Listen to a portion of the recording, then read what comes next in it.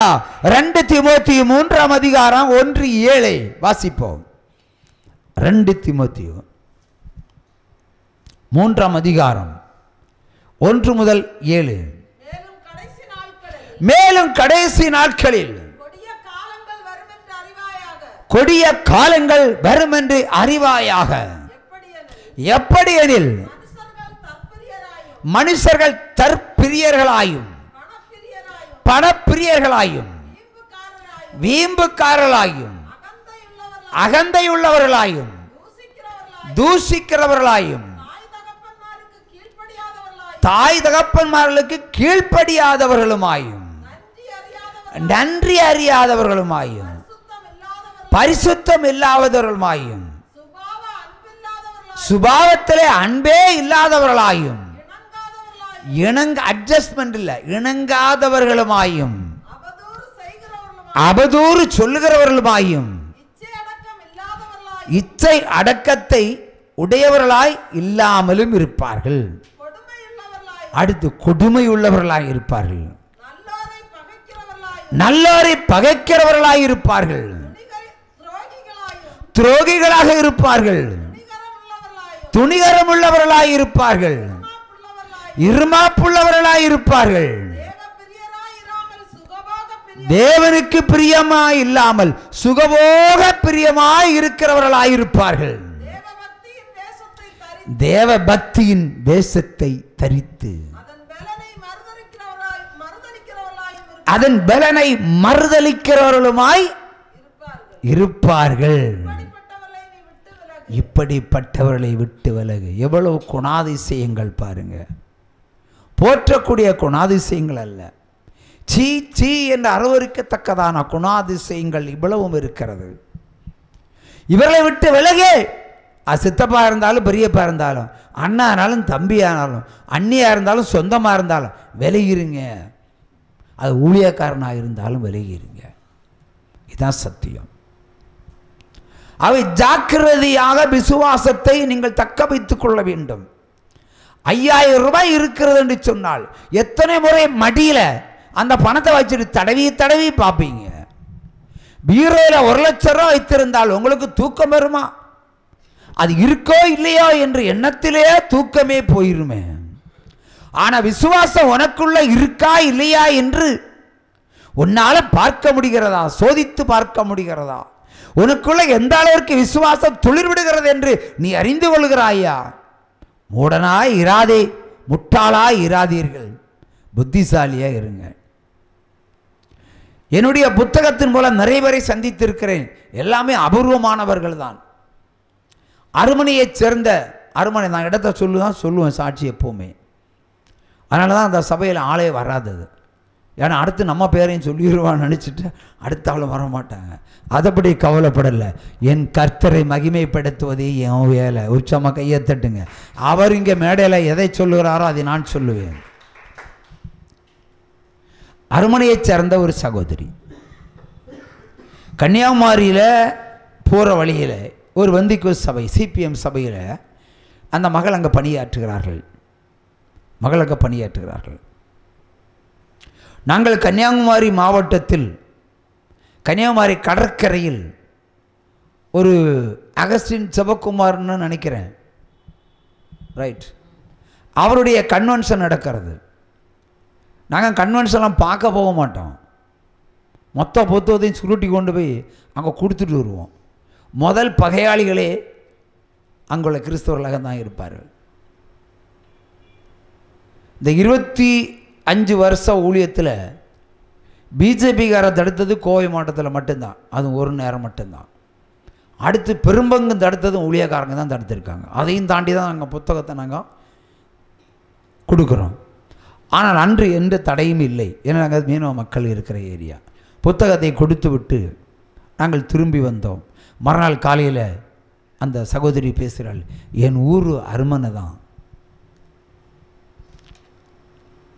சரி, விஷயத்தை சொல்லுவேன். ஏன்னா கல்யாணம் ஆகலை. ஆமாம், சிபிஎம்மில் கல்யாணம் பண்ணி வைக்க மாட்டாங்களே. அது பாவத்தை நம்ம ஜெயிக்கணும். அதுதான் பைபிள். ஆனால் நீ பாவம் செய்யக்கூடாது பிறகு கல்யாணமே பண்ணக்கூடாதுன்னு சொன்னால் அதான் அந்த சபை. அது ஒரு டெக்னிக்கல் சபை. அவை எனக்கு கல்யாணம் ஆகலை, படுவாவி உனக்கு துரோகம் செய்து விட்டார்களே என்று முதல்ல சொன்னேன். ஆமாம் பிரதர், எனக்கு துரோகம் பண்ணி விட்டார்கள். அந்த பாஸ்டர் இருக்கார்ல, எந்த பாஸ்டர் பேரை சொன்னார், இப்போ சொல்ல முடியாது, என்னை கோவத்தில் எர்ணாகுளத்துக்கு அனுப்பிட்டார். நான் மறுபடியும் சபையில் வரணும். இப்போ நான் இருக்கிற இடத்துல இன்னொரு சிஸ்டரை அவர் வச்சிருக்கிறாரு. இது பாவம் இல்லையோ பிரதர்? நிறைய இடத்துல பாட போவீங்களே, இது பாவமா பாவம் இல்லையா? பாவம் தான். அப்போ நான் கேட்டேன், நான் ஞானத்தில் சிறந்தவன் என்று அடிக்கடி சொல்லுவேன். அப்போ அதுக்கு முன்னாடி நீ அவர்கிட்ட இருந்த,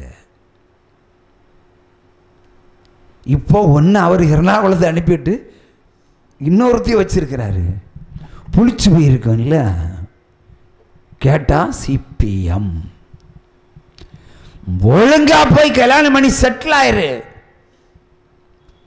அதுக்கப்புறம் நீ சுவிசேஷம் போ. ஏனென்றால் கன்னி பருவத்தில் பிள்ளைகள் பாவம் செய்யக்கூடாது இருக்கா சில பெற்றோர்கள் எடுக்கிற தவறான முடிவுகள். கல்யாணம் நீ சிபிஎம்ல போனால் பரலோகத்துக்கு போகலாம். அப்போ எல்லாம் குடும்பத்தோடு போக வேண்டியது தானே ஊழியத்துக்கு. என் அப்பாவுக்கும் அம்மாவுக்கும் குடும்ப வாழ்க்கை வேணும், பெத்த பிள்ளைக்கு வேண்டாமா? பெத்த பிள்ளை நீ கணவன் மணியெல்லாம் லாயக்கில்லை, நீ அங்கே போய் இருந்துக்கோ, நாங்கள் இங்கே வயசான காலத்திலையும் நாங்கள் டிஎட் பாடிக்கிட்டு சந்தோஷமாக இருக்கிறோம். இளிச்சவாய கிறிஸ்தவர்களாக இருக்கிறார்கள். நீ செஞ்ச பாவம் தானே. இல்லை இத்தனை வருஷம் நான் அவரோட இருந்தேன், இப்போ தான் அவன் பாஸ்டர் உங்கள் புத்தகத்தை நான் பார்த்தேன், எங்கள் சபையிலேயே புக்கை கொண்டு கொடுத்துட்டீங்க இல்லை, அதை எங்கள் வேலையை பாருங்கள். அந்த ஓலை குடிசையில் அந்த செட்டு மறைச்சி வச்சுருந்த கூரையில் ஒரு புத்தகம் இருந்தது. நாங்கள் வெறும் 10 புத்தகம் தான் மிச்சம், அந்த 10 இந்த கூரையில் செருவி வச்சுருந்தோம். சரி ஏன்னா உள்ளே விட மாட்டாங்க, சிபிஎம் இல்லை, சரி வச்சு அதில் ஒரு புத்தகத்தாவை எடுத்துட்டா, படிச்சுட்டா. அரவணைக்கும் கடையாளுக்கும் வித்தியாசம் இல்லையே. பாருங்கள், ஜெபம் பண்ணப்போ வாழ்க்கையே பட்டு போச்சு. நம்ம தேவன் பட்ட வாழ்க்கையை செழிக்க வைக்கிற தேவன், அங்கே செழித்த வாழ்க்கையை பட்டமரமாக்குறவருடைய வேலை. பழிவாங்க நடவடிக்கை எர்ணாகுளம். இப்போ இவர் இங்கே டிஎட் பாடுறாரு. இப்போ இந்தாம்மா சொல்லுது, எனக்கு அப்படியா ஜோமனி என்னை சேர்த்து வச்சுடுங்க, அங்கேயே நான் அந்த சபையில் தான் இருக்கணும். இப்போ அவங்க சிபிஎம்மில் இன்னொன்று பண்ணால் ஊர் அனுப்பிடுவாங்க.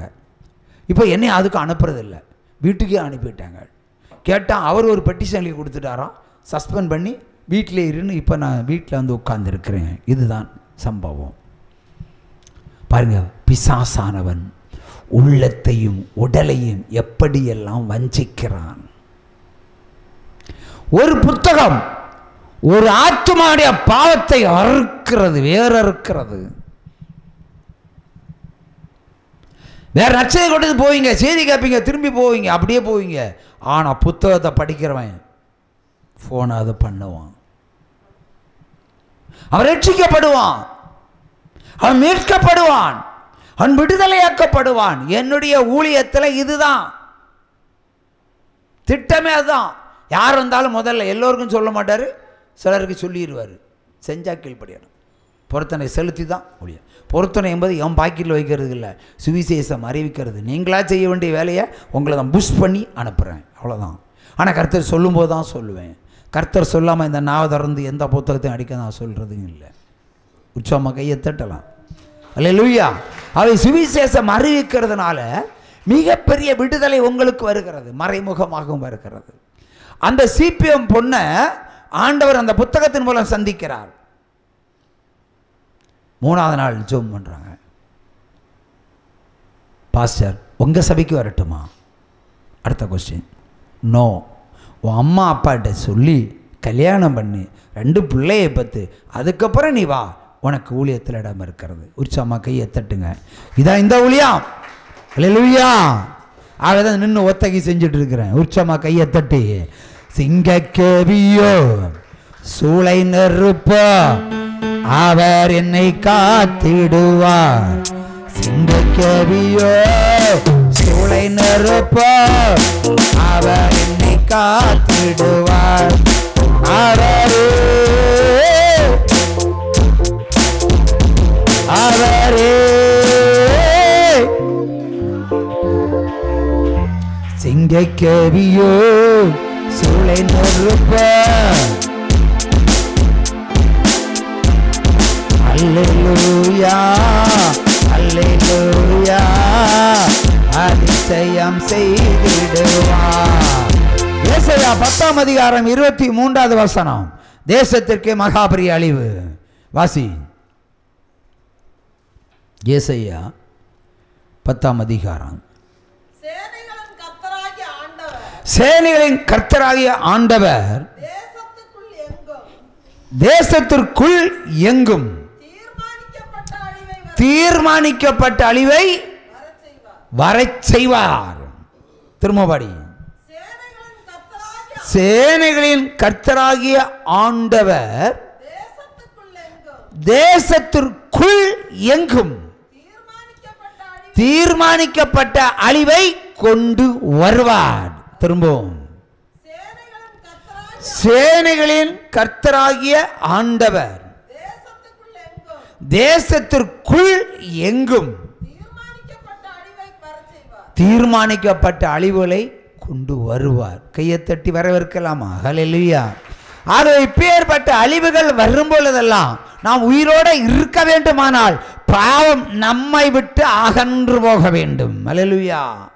பாவத்தை ஜட்டிய மாதிரி கட்டி நடக்காதீங்க, கலட்டி வீசுங்க. ஒரு உள்ளாடை போடுகிறீர்கள், அழுக்காச்சுன்னா வேர்த்தாச்சுன்னா கலட்டி போடுறீங்க. என்ன ஸ்மெல் அடிக்கும். ஆனால் நீங்க செய்கிற பாவம் உங்களுக்கு ஸ்மெல் அடிக்காதோ? அடிக்கும், கட்டாயம் அடிக்கும்.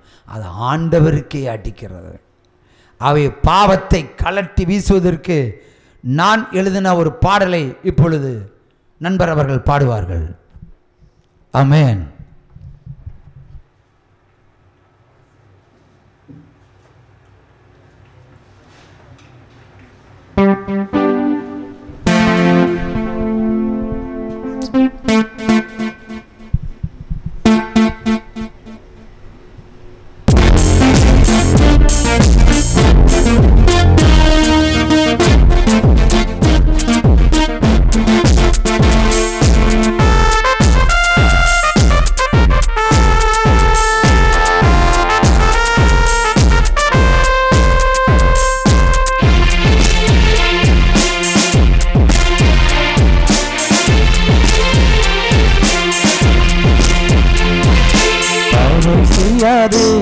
நீ பாவியாகாதே, சாத்தானை தேடாதே, நீ சாபமாகாதே.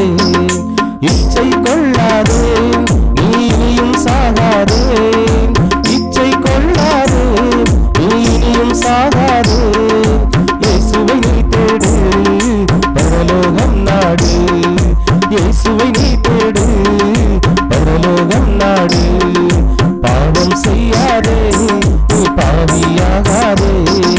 சாத்தானை தேடாதே, நீ சாபமாகாதே.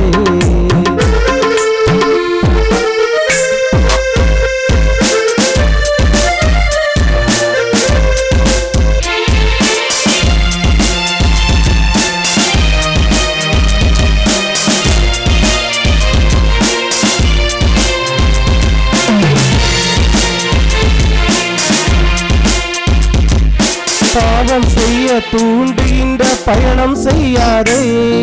பாவியாய் வாழ்ந்து மரணத்தை தழுவ நீ விரும்பாதே. பாவம் செய்ய தூண்டுகின்ற பயணம் செய்யாதே. பாவியாய் வாழ்ந்து மரணத்தை தழுவ நீ விரும்பாதே. பாதாள சாத்தான் உன்னுயிரை பாழாக்கி எடுத்துவிடும். இயேசுவின் பிள்ளை நீதானே, இயேசுவை என்றும் நீ தேடு. நீ திரும்பு திரும்பு, மனம் திரும்பு, பாவம் செய்யாதே, நீ பாவியாகாதே. சாத்தானை தேடாதே, நீ சாபமாகாதே.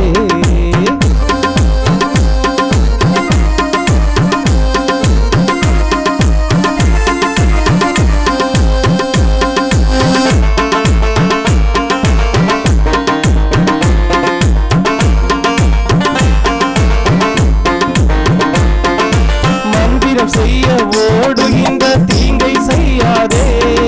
கடலாய் வாழ்ந்து துக்கத்தை தழுவ நீ துடிக்காதே. மந்திரம் செய்ய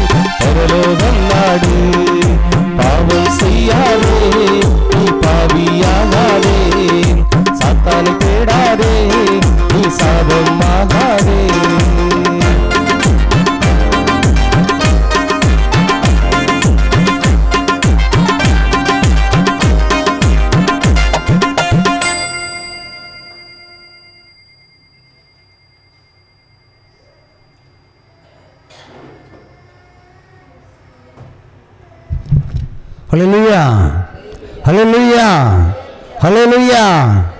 கர்த்தருடைய வலதுகரம் உங்கள் மேல் இறங்கி வருவதாக. ஹல்லேலூயா, ஹல்லேலூயா. இன்று கண்ட எகிப்தியனை என்றுமே இனி காண்பதில்லை.